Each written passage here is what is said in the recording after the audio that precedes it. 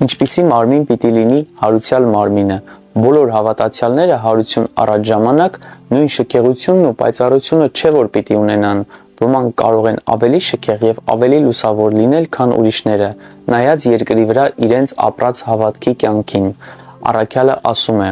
ուրիշ է արեգակի պայծառությունը, ուրիշ լուսնի պայծառությունը եւ ուրիշ աստղերի պայծառությունը։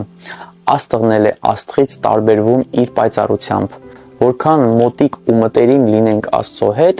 այս երկրի վրա, որքան փորձենք նմանվել Հիսուսին, ապրել Հիսուսի պես ու Հիսուսի համար գործել Հիսուսի եռանդով ու հոգով, այնքան ավելի շքեղ եւ այնքան ավելի պայծառ մարմին պիտի ունենանք հարության ժամանակ։